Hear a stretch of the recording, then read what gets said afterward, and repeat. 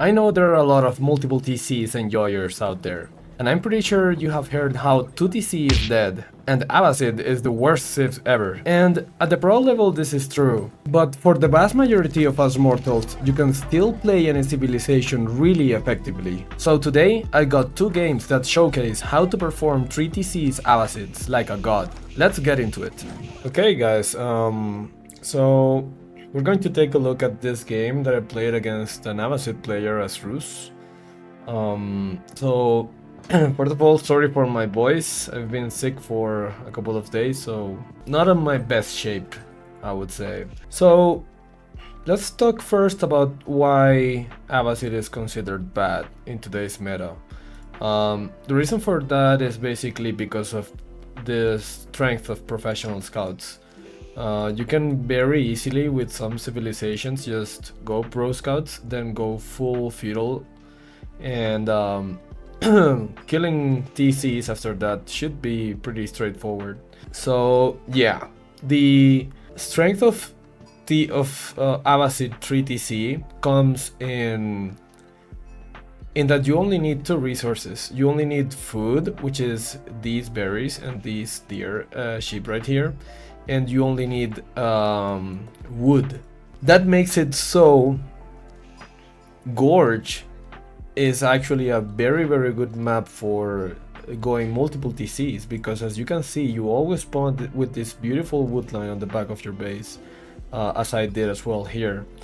And in this case, I don't think Rus is a very good matchup against Abbasid, and this guy, he goes for 3TCs eventually, and he does so not because he just wants to do it, but because he understands that the the map and the matchup has the right conditions to do so. So as I was talking about, Rus is a really slow civilization to get started or to get going. Because you have to build, you need a ton of wood. Hunting cabins cost 100 wood. You need professional scouts in most cases. You can also play it without, but in most cases you will want pro scouts. You want wooden fortresses for the extra 20%. So that makes it so the military production of Rus is actually very slowed. So he understands this and decides to go for 3TCs. He went for economic wing to reduce the cost of economy buildings by 30%, and he goes for 3TCs because he understands that he will be able to do so uncontested, because Rus takes a while to start off. Even if I went for a knight or something, it's 520, which is really fast, and he's almost already done with all the stone he needs for 3TCs. So when you're playing Abbasid 3TCs or 2TCs or whatever, you need to understand the map and the matchup and when it is actually viable to do so. So if I was playing French, for example, I'm pretty sure that he wouldn't go for 3TCs, or he wouldn't be able to, because a knight would interrupt his stone gathering. So it's 6 minutes 20 and he's already going for he's already almost finishing his 3TCs, 650. So pretty nice build from him, which by the way I won't cover on this video. I will just analyze what he does and how he reacts against me. So in this case, I understand that if I let him breathe too much, he will definitely destroy me pretty soon in economy and in everything else. So I start pumping out knights, and I start building 2 archery ranges, and I will soon get a blacksmith, so I can start killing these TCs. And take a look at the positioning of these TCs, by the way. Look at how heavily he's protecting his wood. He's protecting from both sides and also protecting his gold a little bit. So he saw my knights coming and immediately sent his berry villagers back. And it seems like he didn't get that many sheep, so he's already going into farms which are discounted too, by the way. So this might actually look really bad for him, because he's already having to go into farms. But as long as he has wood, he will still have food to work with. And I, in this game, I did not start my aggression. Like, it took me a really long while to start the aggression. As I said, Ruth is really slow, so I really didn't know how to approach this. And right now I have a problem because let me slow it down here, so I can talk about this. So when you're going for this knight archer composition, like I'm going as right now, you run the risk of getting caught by a horseman in the middle of the map. As you can see, he understands this, and he is going around um, with his horsemen, and he's looking for my archers, which, by the way, yeah, as you can see, should be coming at that point. So here he understands this and he starts to take advantage of that, and he even sneaks out some villagers to the outside. And you need to start doing this because many players, up to Conqueror, by the way, get really tunnel visioned on the gold because you think you're going to go up as Abbasid, and there's really no need to focus this much on the gold because you don't really need gold. You need to make units in feudal like he's doing right here to survive, and he's only going for horseman spearman composition, which is really good against this. Against what I am doing. So this is really bad for me. I already took some damage from the horseman, I think. And look at he's already 30 villagers ahead. And he's almost in equal amounts of army value. Here I sent my ramp without waiting for my army to be in position. So another mistake from me. I'm committing a lot of mistakes here. And I already gave him way too much time. This, to me, right now analyzing it on retrospective, this already looks like GG because he's 30 economy ahead and he's already has almost the same amount of army as me. So when you're facing this 3TC,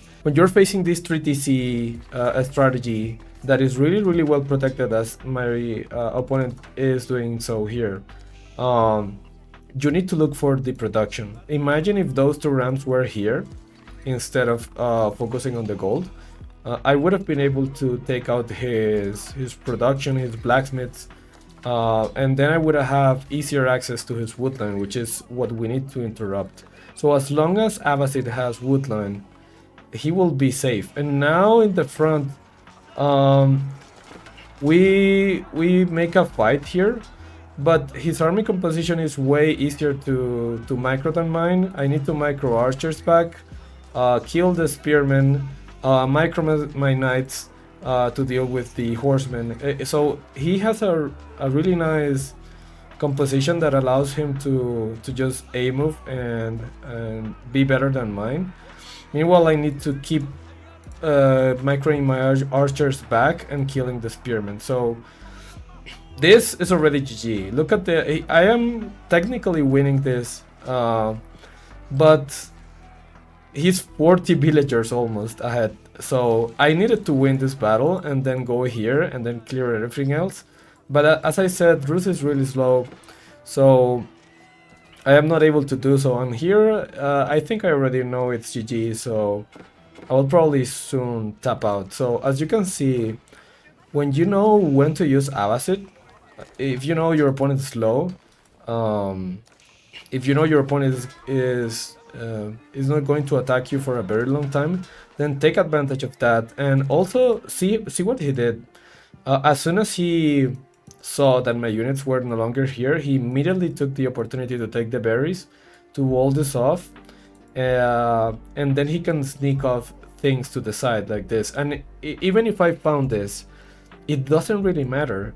He already took almost every berry, and losing 7 villagers, let's say I kill every single villager, which is probably not going to be the case because he has plus 25 HP. even if I kill all of these villagers, he's still going to be ahead by a ton of economy. So as Abbasid, you need to take advantage of the tunnel visioning of your opponent, and if he is really focused on one side, then go on the other. Look at how all of his production is on the opposite side of where I was attacking. So really, really nice play from him. At this point, yeah, I'm not going to be able to do much damage here. I take one villager out, and when I see the H-up, I just tap out. Okay, now let's go into the second game. I actually got 2 games back to back against this player. This is I think he's sitting at 1750 rating right now, so really ahead from me, but still, he's a really nice player, a really good player, and this time, I know my previous army composition is not going to work, so I need to switch it up. I still do the professional scouts build because I was worried about his horsemen, so I didn't want to go out on foot normally, because at that point I'm just playing like a budget French, right? I'm just playing French by going out on the resources and trying to aggro. But in retrospective, maybe if I went for a boar, a really early boar, that would have given me an edge, I think, instead of professional scouts. But anyhow, I still go for pro scouts, but I wanted to switch up my military composition. So instead of going spear,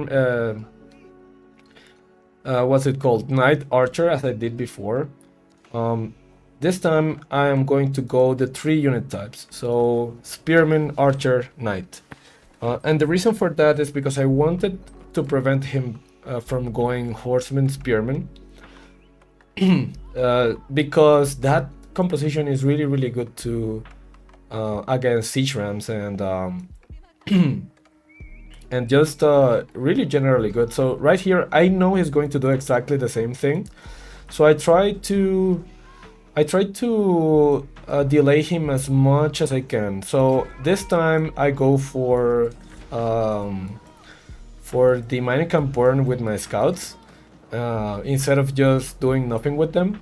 So I try to deny him, but look at what he's doing. So he's just repairing it with 1, and he's still going to get a pretty nice timing with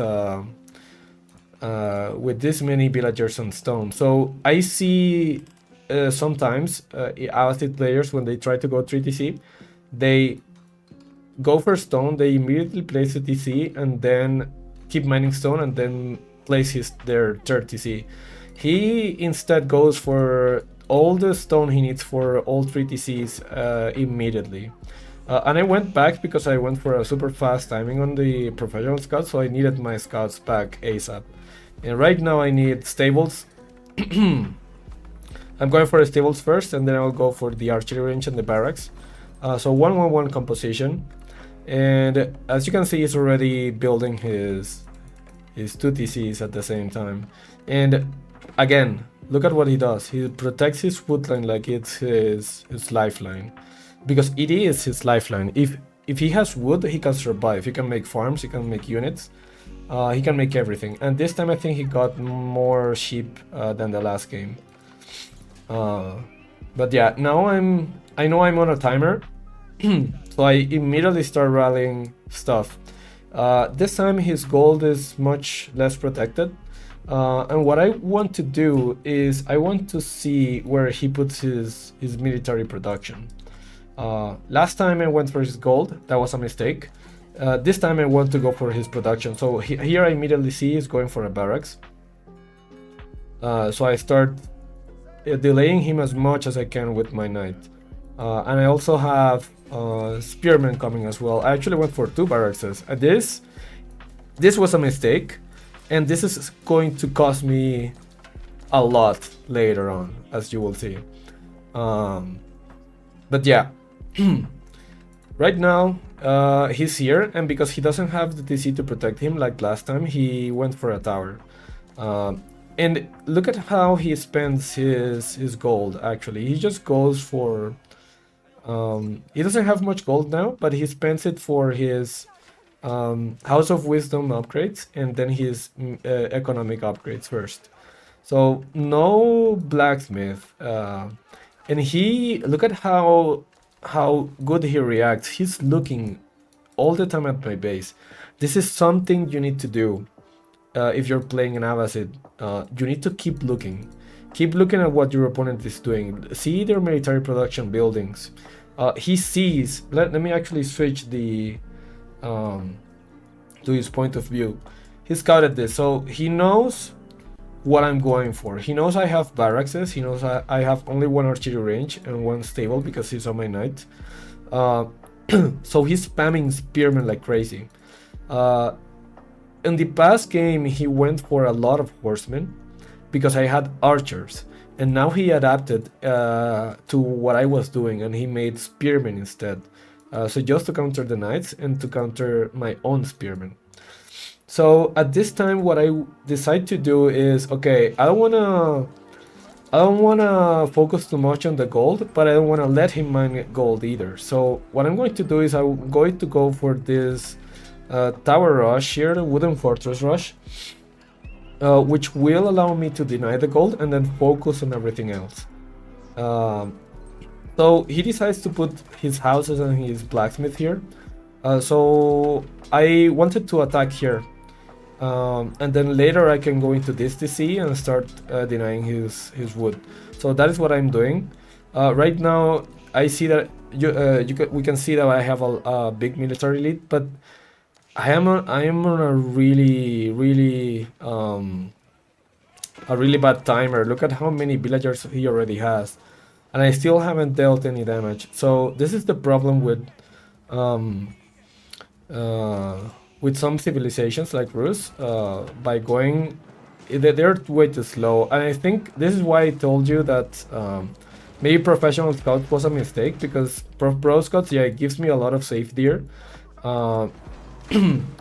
but it actually slows down my push. This could have been like 1 or 2 minutes earlier if I didn't go professional scouts. So right now I'm just trying to house him. And I think I see this on the fog of war. I see the deer moving, so I will soon send my cavalry over there. But look at what he's doing. He immediately goes to the other side. So this is something that I need to work on a lot. I get tunnel vision way too much on. Well, this is I don't remember this, but this was actually a really bad mistake. So I lose a knight there for free. But I take out a lot of buildings. So this is bad for him, but not the end of the world, because he can still go on the other side of the map. So now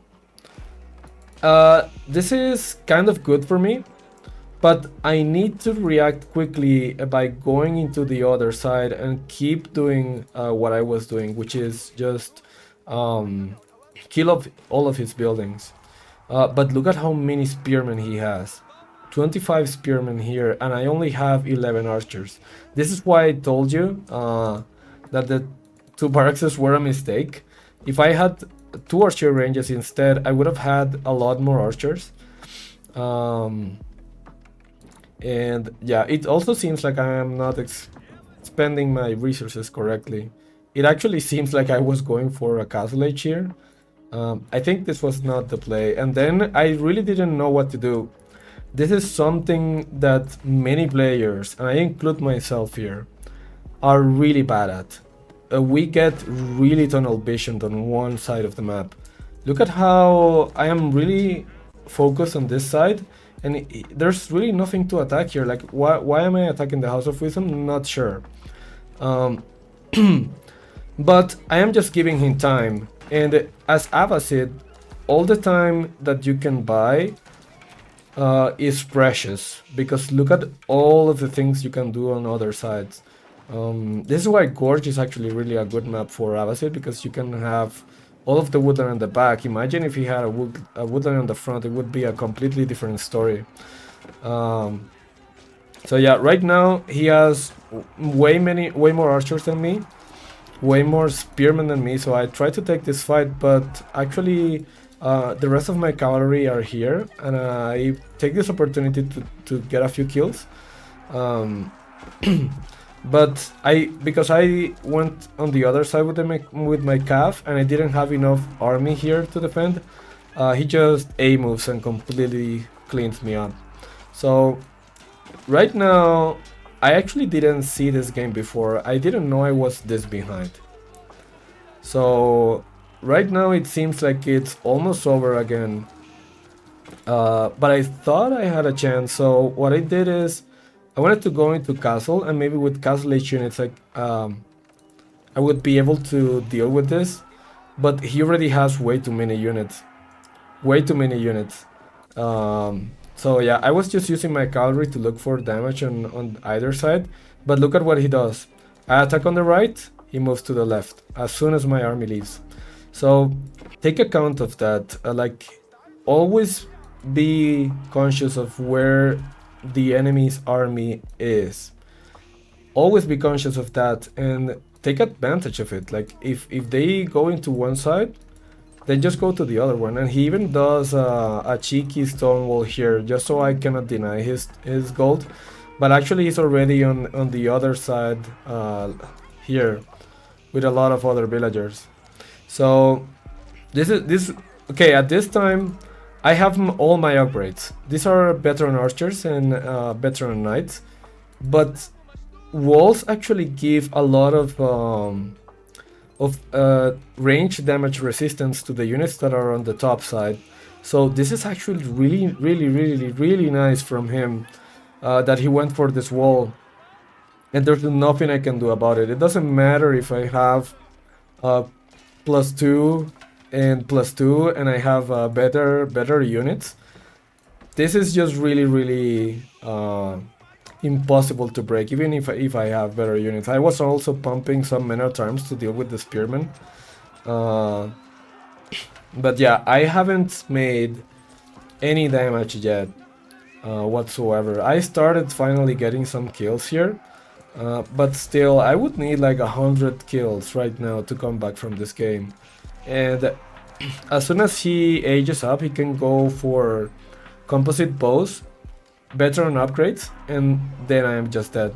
So, and also the camels are really nice to defend against the knights, the two camels that come out of the melee wing. And yeah, that was my last chance to win. And I understand that if I don't do anything here, then I'm just done. And in all this time, I never discovered this gold, by the way. And he just goes everywhere on the map. So see how he makes use of his scout, how he makes use of knowing where my army is, and how he abuses the fact that I am a tunnel visioned person that can only attack from one side. So that was really two interesting matches that showcases how even if you see Abbasids always on the bottom of tier lists, they can still be used in the correct maps and in the correct matchups to great effectiveness. So yeah, I hope you enjoyed that, seeing me getting spanked like that. And yeah, see you in the next one.